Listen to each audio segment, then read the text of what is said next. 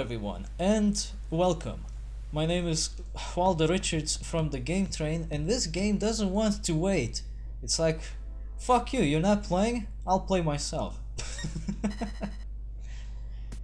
And we have somebody to tag along this time around for some multiplayer action. Yeah, I'm no one. Well, not necessarily. We usually refer to you as Dog, because that's the way things go, but whatever, it doesn't matter. We're just here to play some Videospiele. And Streets of Rage is the best way to go about it. It's one of the best beat-em-up games of its time. I'll be playing as Blaze. It's pretty much the only beat-up game of its time though, so you know, that's not really a hard thing to achieve. Not really, there are a few other beat-em-ups, but were not really that good. I think Death and the Return of Superman is also a beat-em-up, but sucks. I think there was also Double Dragon at some point, but I'm not sure if that's a good one. Battletoads kinda counts as a beat-em-up too. Yeah, but Battletoads is just what you get when all the developers are high as a kite. It's actually made by Rare Software, I think, or whatever their company is called. It's basically Rare. I don't know if you've heard of them, but no, not really. Basically, have you heard of Conker's Bad Fur Day? That does ring a bell somehow. The guys who made that made Battletoads. Huh. Hey, grab that It's out. high likely that I just know that because you mentioned it once or twice. It's the game that has the Great Mighty Pooh. Oh yeah. And I'm going to throw my... Yeah, okay. Shit at you.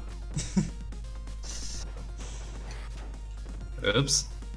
Isn't it weird how you can just say, oh, it's that game with the shit boss, and everybody knows what it is? It's the most memorable part of that game.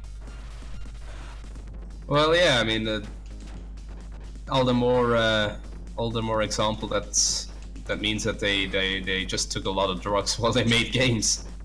Either that or they just didn't give a shit.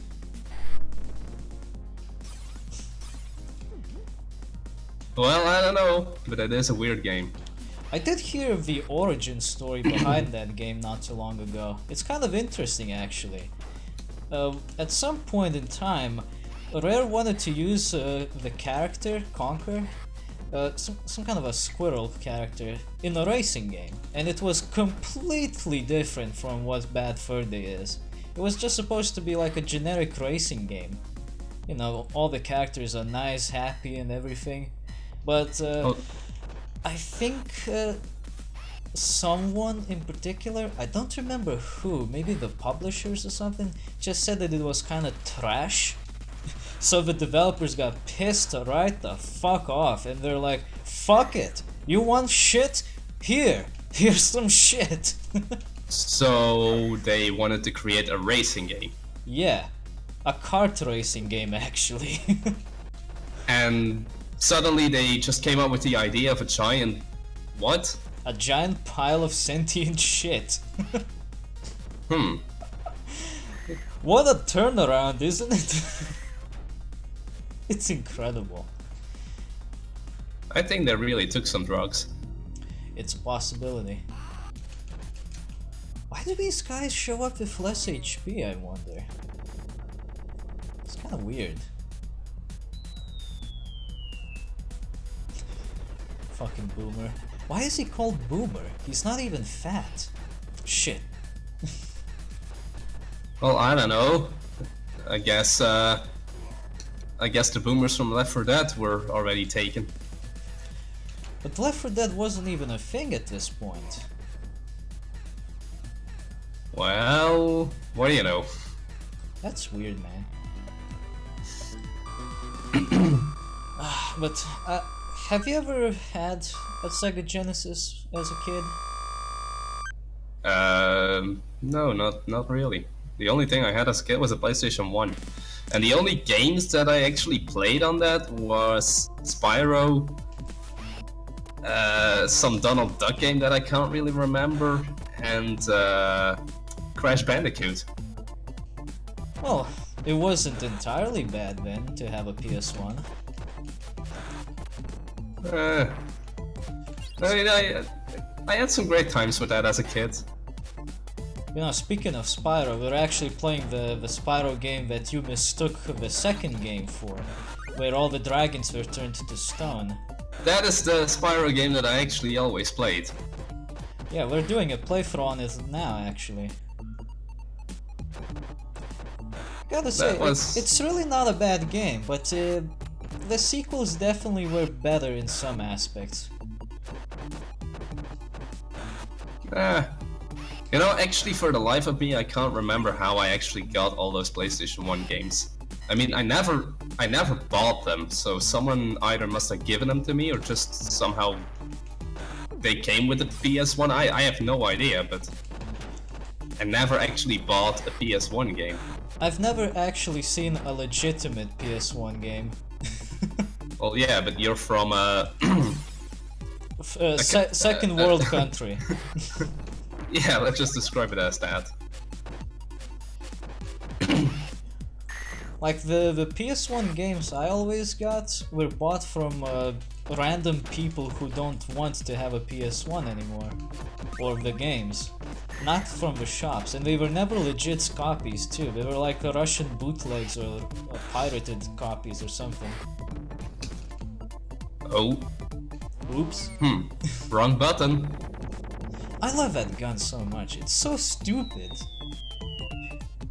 It's a little overkill for one spiky guy, though. You were hovering there for a good moment. Look, ma, no hands. You know, the first game that I actually played on a PC was GTA Vice City. Oh, that's a good way to start, man. Damn, I couldn't even speak 2 words of English back then. I had no idea what the hell I was supposed to do. Doesn't matter though, because the game was just that good. You didn't need to know the language to beat it. I actually never beat it until this point. Like, legitimately, I never beat GTA Vice City. I've never beaten GTA 3 actually. Neither have I. There's this one mission that I think has like a time limit, and it's a very short time limit. I can never get through it. I guess whenever I do get to beating it, it'll be for the channel. I was thinking of doing like a GTA game marathon at some point, but I think I got my hands full of marathons as it is. There should be some food here. Not necessary anymore. You'll find it useful for the boss. I've actually been trying to speedrun San Andreas. How does that go, actually? It's slow progress. I mean, do you know that the world record at this point is something like early 13 hours for 100%ing? Oh yeah, for the 100%, you need to put a lot of time into it. 13 hours, that's actually not a lot. I mean, to 100% the game completely? Well, you must also remember that it's a kind of an old game. They didn't have a lot of room for stuff. Because I think San Andreas first came out as a PS2 game. I actually had a PS2 for a little while, and I actually did play it on that, and I never managed to get past the mission where you had to go to the funeral place and take bikes and go back to Grove Street. I always failed that for some reason, and I can't remember how or why. Yeah, that's one of the earliest missions, I think. This is the first mission! Yeah, I think it is no wait, the first mission is where you go to Grove Street and get attacked by Big Smoke in the house. Well, yeah, but that actually has no challenge. I just take a bike. Yeah, you just... Man, that's kind of weird, isn't it? The first mission in San Andreas, you're a black dude in an alleyway, you steal a bike. Yeah, well, you know, back then it was still okay to do so. I mean, it was a joke, but it was kind of a out there kind of joke, as some people would say. Yeah, I don't really care. It was funny. I didn't even think about it as that kind of a situation, you know. I didn't think Well, it was yeah. a joke. I just thought, oh, okay, I need a bike. There you go. It's interesting. But yeah, I mean, I never really was into these kind of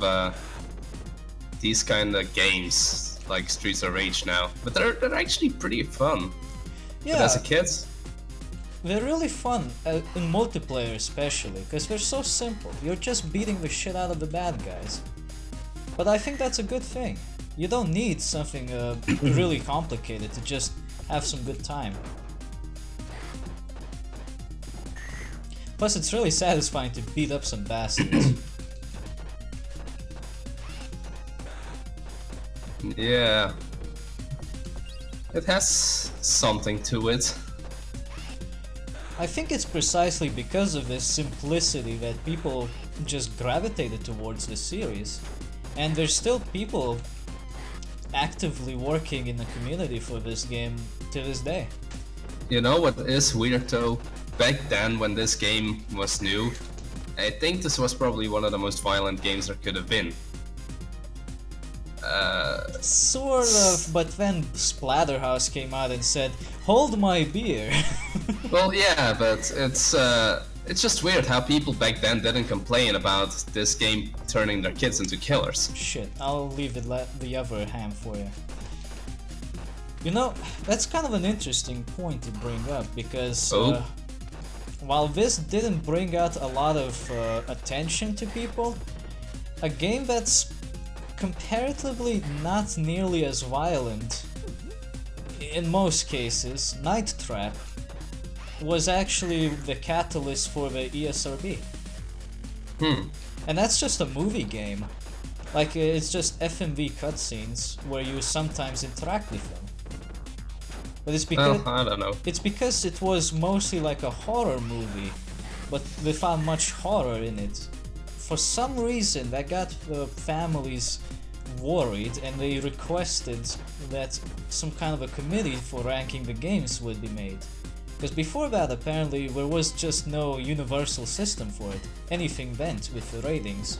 Well, I don't know. I've been playing GTA San Andreas for about 10 years now, in total, and at this point, I still never really had the urge to pull a rocket launcher out of my ass and start shooting people. Yeah, or fling C4s at people.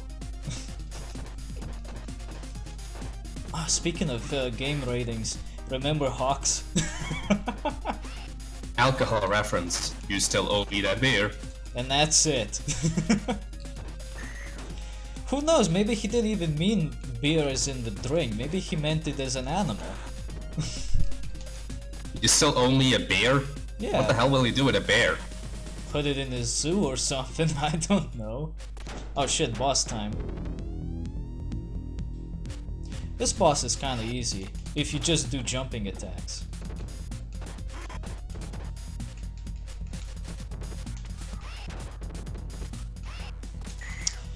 Oh boy. If you don't feel like dealing with him, just use your cop. God damn, they hurt. Okay, fuck this, man. This guy's a lot easier to beat if he's by himself, because they don't attack you from both angles at the same time. Since, well, there's only one guy. Okay. That was a little weird. Yeah, I hit them both at the same time. No, I couldn't see the bosses until you used your special attack, and then suddenly they spawned in. Oh dear. I hope they're not desynced. Well, did you just die? No? Well, you did for me. Bitch! We are slightly desynced. Well, Slightly? well, You just died again. well, no worries. There is a way to fix this. We can just restart the netplay and do a level select. So let's do that. Guess. Since we're desynced. I guess that's what you get from Yeah, I noticed that these old games. I did notice that the emulator lagged out slightly at some point, so maybe that caused the thing to happen. Well, anyway, let's do that level select. This fucking game. Alright. A, B, C, and right again? Yep. You're holding them? Mm-hmm.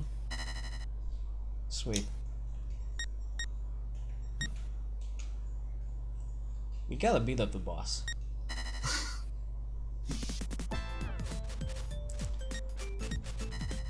I increased the bandwidth limit. Maybe this will help. This is a very interesting recording. Fucking multiplayer. It's always weird with emulators. There's always issues with them when it comes to net play. Single player, no problem. Well, I mean, I don't really think that by the time that Sega Genesis was a thing, multiplayer stuff was actually up to the level that it is now. So all in all, it's actually pretty surprising we can already do this. Yeah. Well, actually, it wasn't to this kind of a degree, but Sega did have a thing where if you plugged it into your Genesis and then plugged it into a phone line and paid a subscription fee, you could download games from their servers on the Genesis. Shit. That was still the dial-up internet phase, I think. Yeah, but the games were pretty small, all things considered, so it wasn't a problem to download them. The only problem was that the subscription fee was through the roof. I think it was like $20 per month or something. And, Back in those times, that was a little more than it is now. and the service wasn't all that useful. They didn't get a lot of games out of it. Nowadays you can get the games that showed up there just in the ROM packages, so it's fine. Make sure not to fall in the holes. I'll try.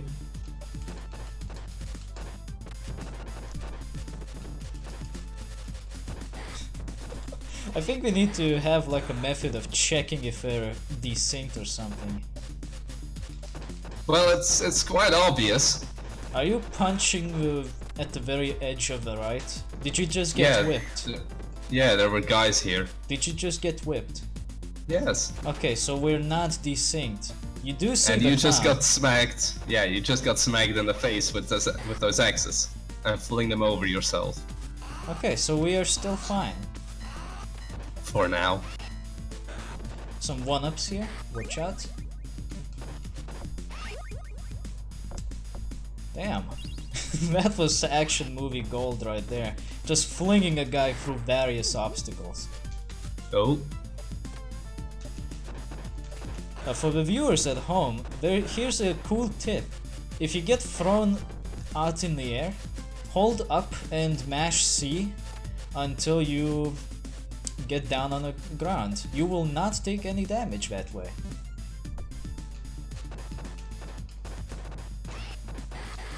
Very useful against the upcoming boss of the next level.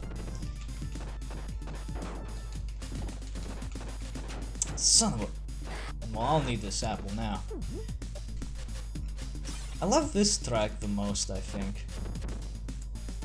It's nice. It's really good. Oh, thanks. I didn't want this. My apologies. I didn't want that bottle, so thanks. Oh boy. I'll take this ham. The next one will be yours.